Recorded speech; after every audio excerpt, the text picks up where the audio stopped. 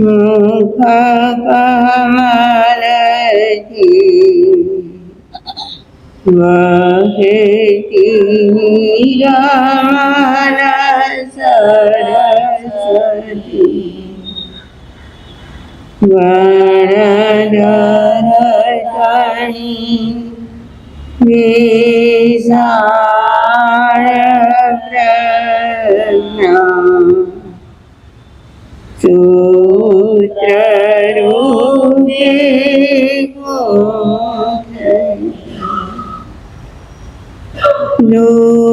દુઃખી અને પાપી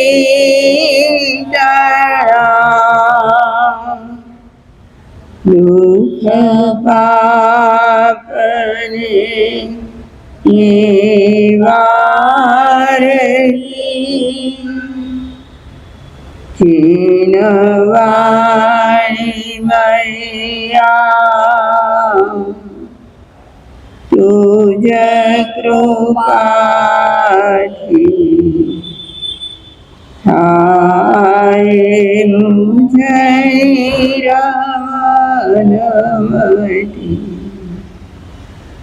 જીનવાણી મૈયા તુજ કૃપાથી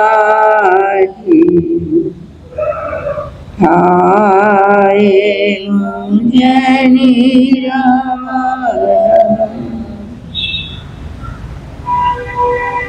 અનંત જ્ઞાની અનંત દર્શની ત્રિલોકીના તીર્થંકર પરમાત્મા શ્રમણ ભગવાન મહાવીર સ્વામીના શ્રી ચરણોમાં આપણી સૌની ભાવના. મારા તમારા અનંત અનંત ઉપકારી સર્વ ગુરુ ભગવંતોના શ્રી ચરણોમાં આપણી સૌની ભાવના. ગુરુની મૈયા પૂજ્યવરા મુક્ત લીલમભાઈ મહાસતીજીના શ્રી ચરણોમાં આપણી સૌની ભાવના. અનંત જ્ઞાની પરમાત્માએ જગતના સર્વ જીવોના આત્મકલ્યાણ અર્થે આગમોની પ્રરૂપણા કરી. આગમવાણીના શબ્દે શબ્દમાં જ્ઞાનીઓએ અનેરો બોધ ભર્યો છે. જગતના જે જીવો ભગવંતના આ બોધને અંતઃકરણમાં અવધારે એનું 3 ભવે 5 ભવે 15 ભવે કે અર્ધ ઉદ્ગલ પરાવર્તન કાળમાં અવશ્યમેવ મુક્તિ થાય. મારા તમારા આત્માએ આ સંસારમાં પરિભ્રમણ તો ઘણું કર્યું, અવનવા ભવોમાં અવનવી ગતિઓમાં ગયો અને જ્યાં ગયો ત્યાં જગતના સર્વ જીવો સાથે કાં તો રાગ કર્યા, કાં તો દ્વેષ કર્યા, કાં તો હિંસાનો માર્ગ અપનાવ્યો, યા તો ભાગ્ય યોગે ધર્મ મળી ગયો તો ધર્મ પણ આચર્યો. પરંતુ મને લાગે છે કે હજુ આપણો ધર્મ પરાકાષ્ઠાએ પહોંચ્યો નથી. અગર ધર્મ જ્યારે પરાકાષ્ઠાએ પહોંચે ત્યારે જીવનમાં અનેક પરિવર્તનો થાય. શું થાય? આપણે ભગવાન મહાવીર સ્વામીના જીવન તરફ દ્રષ્ટિ કરીએ તો 27 ભવોમાં વચ્ચે એવા કેટલાક ભવો ગયા છે જે ભવોની આપણે ગણતરી પણ નથી કરતા. જે ભવોની આપણે ગણતરી પણ ના કરતા હોઈએ એવા પણ કેટલાક ભવો થયા છે. આવા ભવાંતરો કરતા કરતા ભગવાન મહાવીર સ્વામીનો આત્મા કયા કારણે, કયા ધર્મથી, કયા અનુષ્ઠાનથી આટલી ઉત્તમ કક્ષાને પામ્યું? પ્રશ્ન સમજાયો કે મારો કે તમારો આત્મા તો હજી પણ ભવભ્રમણ કરે જ છે, પણ ભગવાનનો આત્મા પણ એવા જ ભવભ્રમણમાંથી બહાર આવીને ઉપર ઉઠતા ઉઠતા ક્યાં સુધી પહોંચ્યા હે, જેને આપણે ત્રિલોકીનાથ કહી શકીએ. એક બે વ્યક્તિ જ એમના અનુયાયી નહીં, પણ આખું જગત એમને માને હે. આવી કક્ષા એમને મળી સાથી. તમે કહેશો કે કયું કારણ એવું જન્મ્યું, કયું કારણ એમના જીવનમાં આવ્યું કે જેથી કરીને એવો ત્રિલોકીનાથ બની શક્યા? કયું કારણ?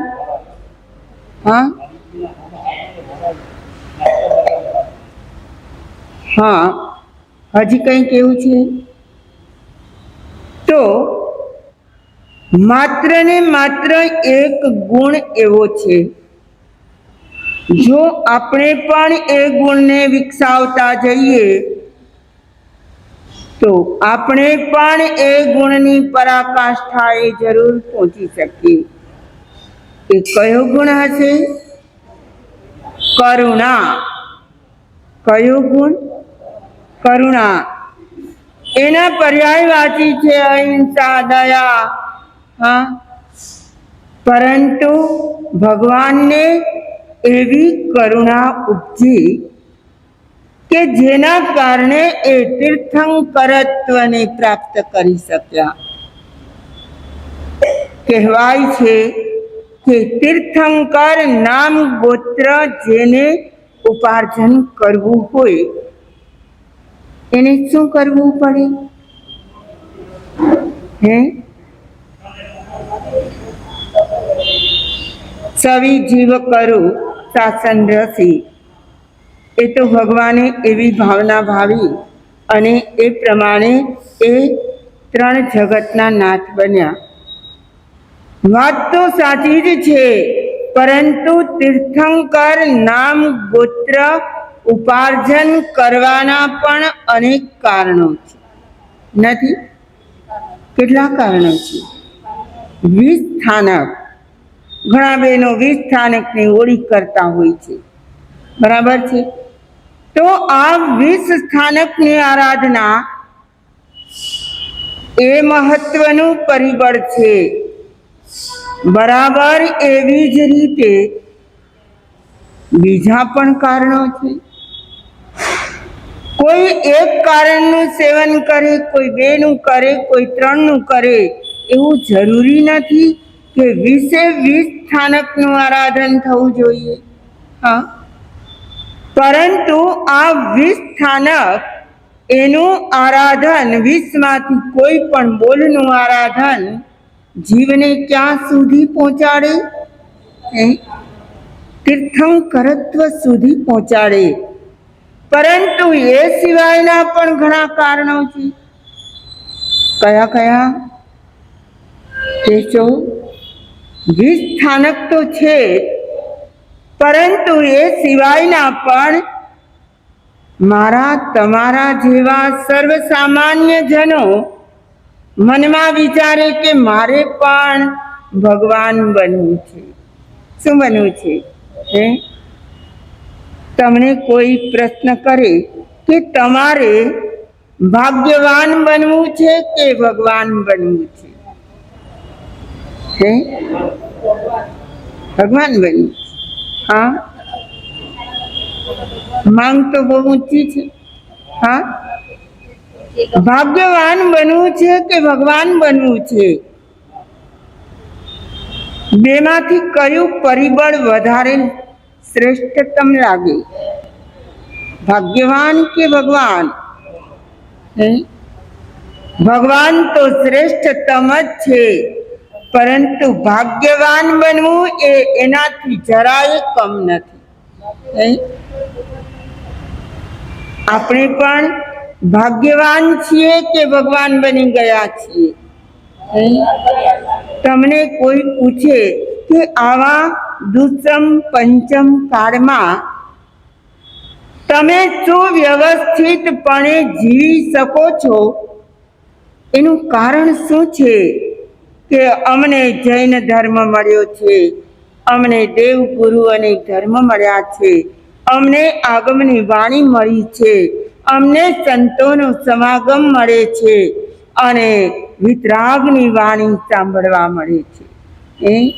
આપણા સુવ્યવસ્થિત માત્ર અત્યારના આ ભવના જીવન માટે પણ આ બધા પરિબળો જરૂરી છે કે નથી?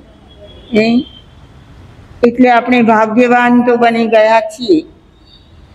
ભગવાન બનવા માટે 4 કારણો યાદ રાખજો.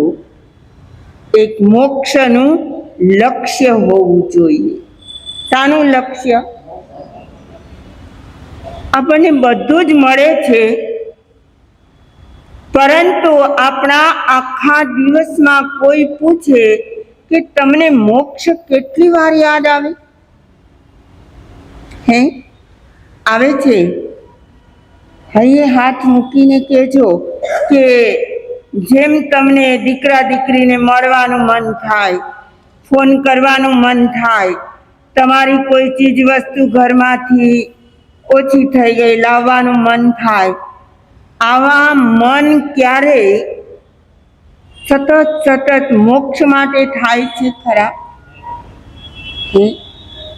ઉપાશ્રય જવાનું મન થાય, આજે મંડળ છે મંડળમાં જવું છે, આજે અમુક જગ્યાએ પાર્ટી છે ત્યાં જવું છે, આવા બધા જ વિચારો મગજમાં હોય છે, પરંતુ કોઈના મગજમાં સતત એવો વિચાર આવે કે મારું લક્ષ્ય તો મોક્ષ જ છે, હું તો અહીં ભવ ભ્રમણ કરું છું, ગોથા ખાઉં છું, ક્યારે મારો મોક્ષ થશે? પણ આવું મોક્ષનું લક્ષ્ય અગર ન જાગે તો તીર્થંકરત્વ ક્યાં સહેલું છે? મળી જાય? તો પહેલું કારણ છે, જે જીવને સતત શું રહે? લક્ષ્ય શાનું રહે? મોક્ષનું. મારો મોક્ષ ક્યારે? શું વિચાર આવે? અરે એ તો ગૌતમ સ્વામી હતા, ભગવાનને વારંવાર કહેતા હતા, ખબર છે ને? દિવાળી નજીક આવશે ત્યારે ગૌતમ સ્વામીના પ્રસંગોમાં આવશે, પણ એ વારંવાર ભગવાનને કહે કે ભગવાન આ બધાને કેવળ જ્ઞાન થાય છે, મને કેવળ જ્ઞાન ક્યારે? આપણને આવો વિચાર પણ ના આવે અને મોક્ષની વાતો કરીએ. દ્રષ્ટિ મોક્ષ તરફ. ક્યાં જવું છે? મોક્ષમાં જવું છે. તો પહેલું કારણ છે, મોક્ષનું સતત લક્ષ્ય હોવું જોઈએ. તમે ધર્મ કરો યા ન કરો, તમારા જીવનની જે પ્રવૃત્તિ કરતા હો તેમાં દરેકમાં તમારું લક્ષ્ય શું હોવું જોઈએ? મારે હવે આ ભવ ભ્રમણ કરવા નથી, મારે તો મોક્ષમાં જવું છે. પહેલું કારણ મોક્ષનું લક્ષ્ય હોવું જોઈએ. બીજું કારણ વર બોધિ. વર એટલે શ્રેષ્ઠતમ, બોધિ એટલે સમ્યક્ત્વ. શ્રેષ્ઠ સમ્યક્ત્વ કયું? ક્ષાયિક સંકેત. કયું? ક્ષાયિક સંકેત. તો બીજો ભાવ એ હોવો જોઈએ કે મને ક્ષાયિક સંકેત ક્યારે મળે? ક્ષયોપશમના પણ આપણા ઠેકાણા ના હોય, ઉપશમ સંકેતના એ ઠેકાણા ના હોય, અને ભાવના આપણી કેટલી ઉચ્ચતમ. ક્ષાયિક સંકેત મેળવવું છે, જે સંકેત આવ્યા પછી ક્યારેય જાય નહીં. જાય નહીં જાય. તો બીજું કારણ છે વરબોધી શ્રેષ્ઠતમ ક્ષાયિક સંકિત હોય એ જ તીર્થંકર બની શકે. અરે ત્રીજા નંબરે જે વ્યક્તિ 20માંથી 1, 2, 3, 4 અથવા વધીને 20 સ્થાનોની આરાધના કરી. અને હવે ચોથું કારણ બહુ જ મહત્વનું છે, આપણે આપણા આ જીવનમાં પણ આચરી શકીએ તેવું છે. એ છે સર્વ જીવો પ્રત્યે કરુણા ભાવ. શું? સર્વ જીવો પ્રત્યે અનુકંપાનો ભાવ જાગે, કરુણાનો ભાવ જાગે, બધા પ્રત્યે અહિંસાનો ભાવ જાગે. સર્વ જીવોને હું જીવાડી દઉં, કોઈ મરતા હોય તો એમને બચાવી લઉં, આવો ભાવ જેના અંતઃકરણમાં હોય. અને સમ્યક્ત્વના કારણોમાં પણ 5 કારણો છે: સમ, સંવેગ, નિર્વેગ, અનુકંપા અને આસ્થા. આ અનુકંપા શું છે? એક જાતની કરુણા છે. આપણે કોઈ વ્યક્તિનો દુઃખદ પ્રસંગ જોઈએ અને એ પ્રસંગ જોતા આપણા આખા એ શરીરમાં કમકમાટી થઈ જાય. કોઈનો એક્સિડન્ટ થયો, કોઈને બીજું દર્દ હોય, કણસતા હોય, આવા જીવોને જોઈને આપણને શું થવું જોઈએ? અનુકંપા જાગવી જોઈએ, કરુણાનો ભાવ જાગવો જોઈએ. અને કહેવાય છે કે શરીરના 3.5 કરોડ રોમરાય. આવો કોઈ દુઃખદ પ્રસંગ જુઓ અને બધા જ રૂવાડા ખડા થઈ જાય. આને કહેવાય કરુણા ભાવ. સામાન્ય દયા તો આપણે પાડતા હોય, હાથમાં ગુચ્છો લઈને પોંજી લેતા હોઈએ અને રજોરણથી પણ આપણે પોંજતા હોઈએ, પણ જીવોના દુઃખ અને એને કરુણા ભાવથી જોઈ એનું દુઃખ દૂર કરવા માટે લાખ પ્રયાસ કરવા પડે તો પણ કરે. તમને ખબર છે, એક કરુણા ટ્રસ્ટ ચાલે છે અને ત્યાં જે યુવાનો સેવા આપતા હોય, અડધી રાતે પણ દોડીને જતા હોય અને જ્યાં પશુઓની ટ્રકો ભરી ભરીને ત્યાંથી પસાર થતી હોય ત્યાં જઈને ઊભા રહે અને સામે મારનારા, કતલખાનામાં લઈ જનારા વ્યક્તિઓ કેવા હોય. અડધી રાત હોય, ત્યાં કોઈની સહાય ના મળે એવું સ્થાન હોય, ત્યાં જઈને શું કરે? એ પેલા વ્યક્તિઓને સમજાવે, હામ દામ ઠામ બધું જ જે પણ કરવું ઘટે એ બધું જ કરીને એ પશુઓની આખી ટ્રક શું કરે? બચાવી લે. આને કરુણા કહેવાય. અને આવો જેને ભાવ જાગે એ કરુણા અવતાર બની શકે કે નહીં? આપણે બધા પેલું ગીત ગાઈએ છીએ, બધાને આવડે છે. હે કરુણાના કરનારા, તારી કરુણા નો કોઈ પાર નથી. સંકટને હરનારા, તારી કરુણા નો કોઈ પાર નથી. એક તીર્થંકરની વાત નથી, અનંત 24 અનંતાનંત તીર્થંકરો થઈ ગયા. આ બધા જ તીર્થંકરોએ આ 4 કારણો સેવ્યા હશે, ત્યારે એને તીર્થંકરપણું મળે. આવા તીર્થંકર પરમાત્માને કોણ યાદ કરી રહ્યા છે? આપણા રત્નાકર આચાર્ય શું કહે છે? ત્રણ જગતના આધારને અવતાર કરુણા તણા વળી વૈદ્ય દુર્વાર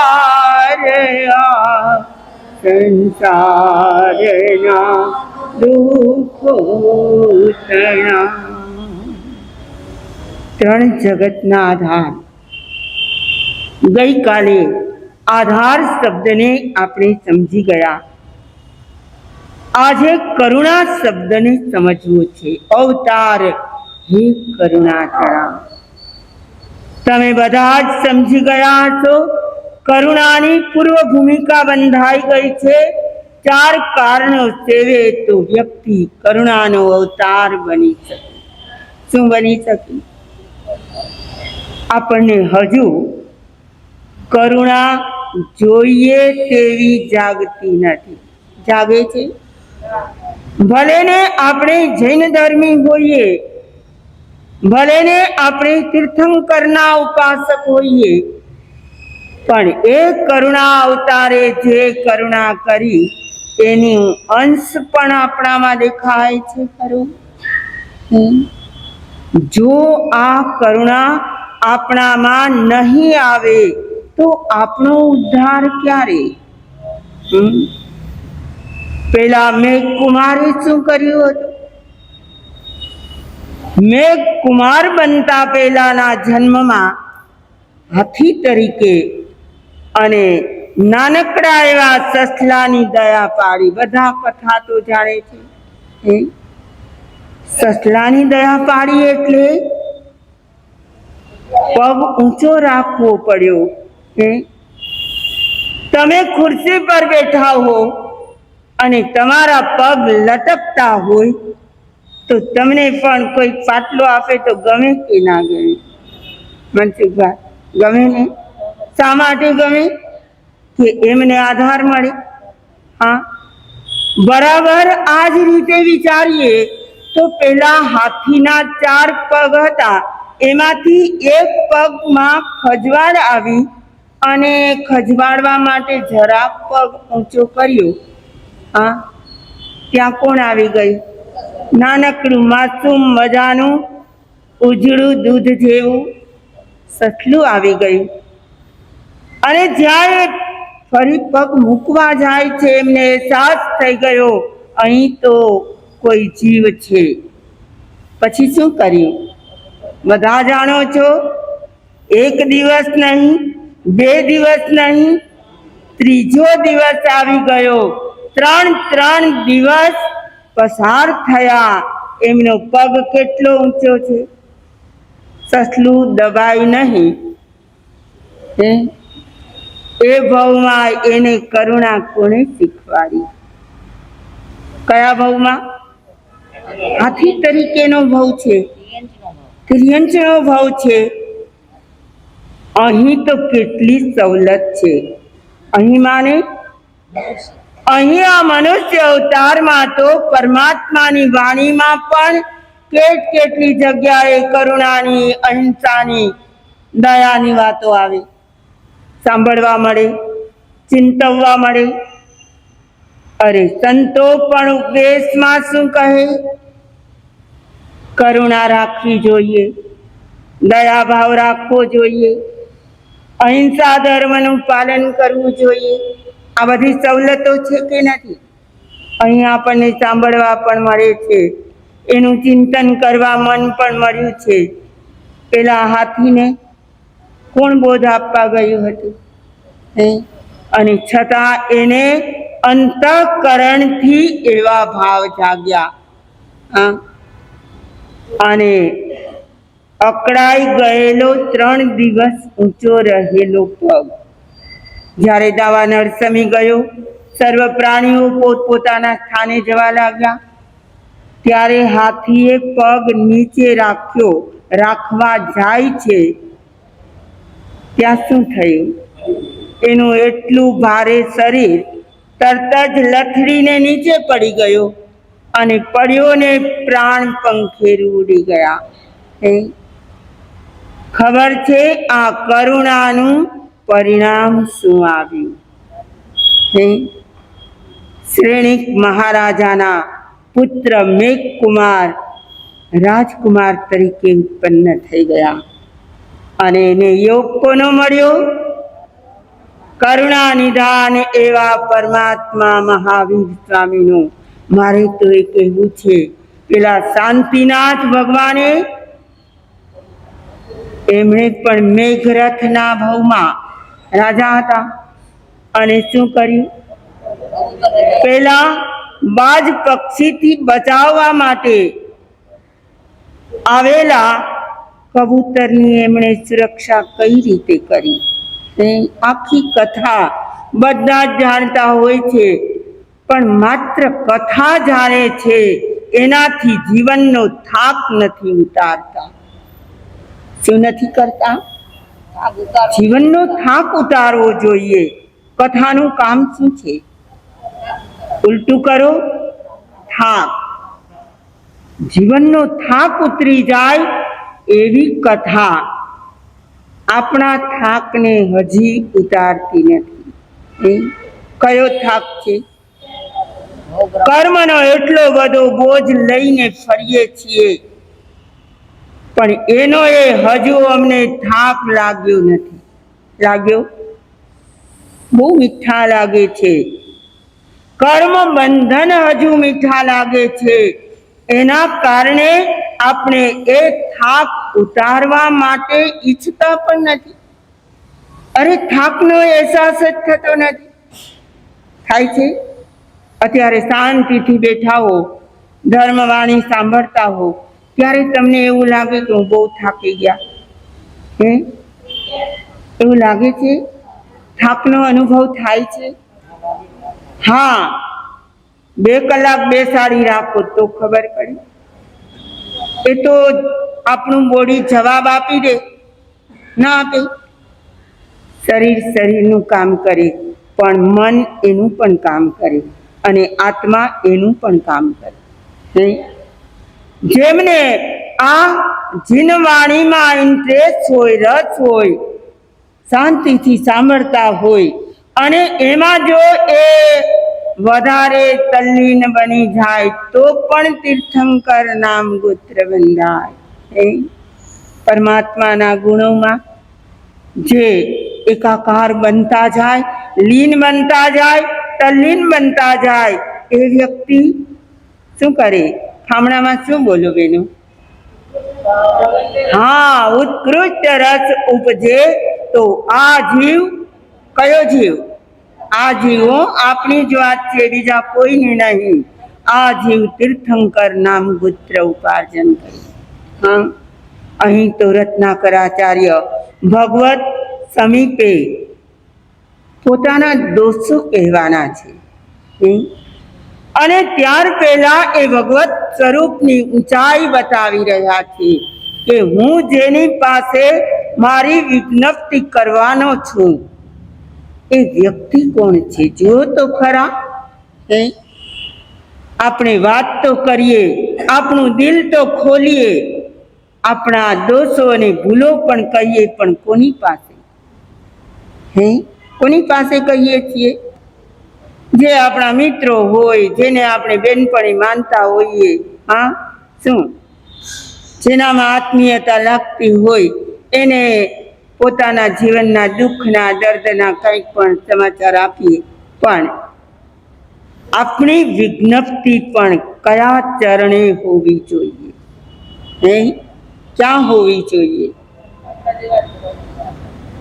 એ તો બધા આપણા જેવા છદમસ્ત છે, જેને કહો તે તમને લાગે કે આ ભાઈ ગંભીર છે, એને કહેવામાં વાંધો નહીં.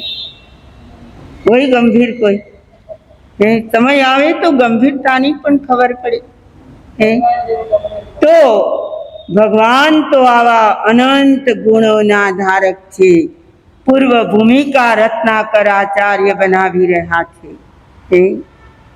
કેટલા દોષો, કેટલા દુર્ગુણો, એ બધા જ એમને કહી દેવા છે. પણ એમણે પાત્ર પણ કેવું સુંદર ગોત્યું છે. જ્યાં કહેવાથી પણ એમનો થાક ઉતરી જશે, જ્યાં કહેવાથી એમના દોષો ગુણોમાં પરિવર્તિત થઈ જશે. આપણે આપણા દોષોને ગુણમાં પરિવર્તિત કરવા માટે એવો મજબૂત આધાર ગોતી લઈએ. કેવો? ભગવત ચરણ જેવો મજબૂત આધાર ગોતી લઈએ અને ત્યાં જઈને ખુલ્લા હૃદયે ખુલ્લા દિલથી તમારી બધી જ વાતો કહી દો. ત્યાંથી એ બીજાને કોઈને પહોંચશે ખરી? સાગર વર ગંભીરા ક્યાં આવે છે બેનો? લોગસના પાઠમાં. ભગવાન કેવા છે? સાગરનું તળિયું જોયું કોઈએ? તો સાગર વર ગંભીરા એના જેવા શ્રેષ્ઠ ગંભીર એવા ભગવત સ્વરૂપ છે. ત્રણ જગતના આધાર ને અવતાર હે કરુણા તણા, વળી વૈદ્ય હે દુર્વાર આ સંસારના દુઃખો તણા. હવે ભગવાનને કહે છે, ભગવાન આપ તો વૈદ્ય સમાન છો. પહેલાના લોકો બીમાર પડે તો વૈદ્ય પાસે જતા, આજે ડોક્ટરો પાસે જાય છે. આખર બીમારીનો ઉપાય વ્યક્તિને જોઈએ છે. શું જોઈએ? કે મારો રોગ, મારી બીમારી દૂર થાય અને જેના થકી થાય એ મારા માટે ઉપકારી. ભગવાનને રત્નાકર આચાર્ય કહે છે, જગતના દુર્વાર દુઃખો. જો એમાં પણ એક નવો શબ્દ આવવાનો છે. આજે તો સમય થઈ ગયો છે, આજે તો સમય થઈ ગયો છે, પણ આ જગતના દુઃખો કેવા છે? દુર્વાર દુઃખો. દુર્વાર શબ્દ કેવો છે? એમાંથી કેટલા અર્થો નીકળશે અને આ દુઃખોને દૂર કરનારા પરમાત્મા છે એ વૈદ્ય સમાન છે. અને એની પાસે રત્નાકર આચાર્ય પોતાનું દિલ ખોલીને પોતાના દુર્ગુણો કહેવાના છે. તો રત્નાકર આચાર્ય જ્યારે જ્યારે પોતાના દુર્ગુણો કહે ત્યારે આપણે બધા એક કામ કરીએ કે આપણામાં પણ અગર એ દુર્ગુણ હોય, શું સમજી ગયા? આપણને તો યાદ નહીં આવે, ખૂણે ખાચરે કેટલા દુર્ગુણો પડ્યા હશે, પણ જ્યારે જ્યારે રત્નાકર આચાર્ય ભગવાનની સમક્ષ જે દુર્ગુણ કહે, આપણે મનોમન એ વિચારવું કે આ દુર્ગુણ મારામાં કેટલું. સમજી ગયા? તો રત્નાકર આચાર્યનું પ્રાયશ્ચિત થશે, એની સાથે સાથે આપણું પણ થાય કે ન થાય. આ માત્ર સાંભળવાનું જ નથી, આચરણમાં મૂકીને આપણે આપણા દોષો, આપણા પાપો, જાણે આપણે રત્નાકર આચાર્યની સાથે સાથે ભગવાનને આપણા દોષો પણ કહી રહ્યા છીએ એવો અહેસાસ કરજો, એવો અનુભવ કરજો અને આપણે પણ પાપથી હળવા થઈ જઈએ એવા ભાવો સાથે.